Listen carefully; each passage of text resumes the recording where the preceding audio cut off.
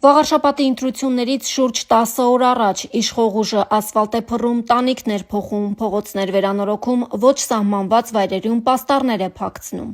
Իշխանություն լրատվականը Զվարթնոց թաղամասի տարբեր հատվածներում արձանագրել է, որ համայնքապետարանի աշխատակիցները հողի վրա աղացած ասֆալտի կույտեր են դիզել։ Բացի այդ, Շահումյան գյուղում ընթանում են մեծածավալ շինարարական աշխատանքներ։ Սա ևս ընտրողների վրա անուղղակի ազդեցության ձև է, ինչը արգելվում է ընտրական օրենսգրքով։ Այս գործողությունները կարող են դիտարկվել որպես ընտրակաշառք, եթե արված են ընտրողների քաղաքական նախասիրությունների վրա ազդելու նպատակով։ Հայաստանի Հանրապետության քրեական օրենսգրքի 163-րդ հոդվածի համաձայն ընտրակաշառք տալը համարվում է հանցագործություն, եթե նյութական օգուտը տրամադրվում է ընտրողի քվեն ստանալու համար։ Ուշադրություն դարձրեք Արգիշտի Մեխակյանի նախընտրական պաստառներին։ Դրանք փակցվել են իշխանությունների հետ սերտ կապերի մեջ գտնվող Հայրիկ Սարգսյանի Մաստեր Med հիվանդանոցի պատերին։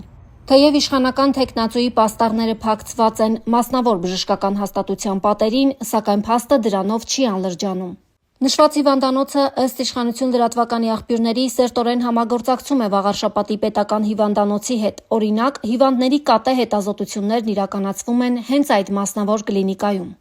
Այսինքն բուժհաստատությունն առնվազն կատարում է պետական պատվերներ եւ օգտվում է հանրային ռեսուրսներից։ Բացի այդ, այս բժշկական կենտրոնում աշխատում է նախարարներից մեկի կինը, ինչը հավելյալ քաղաքական ենթատեքստ է տալիս իշխանական թեկնածուի պաստառների ներկայությանը։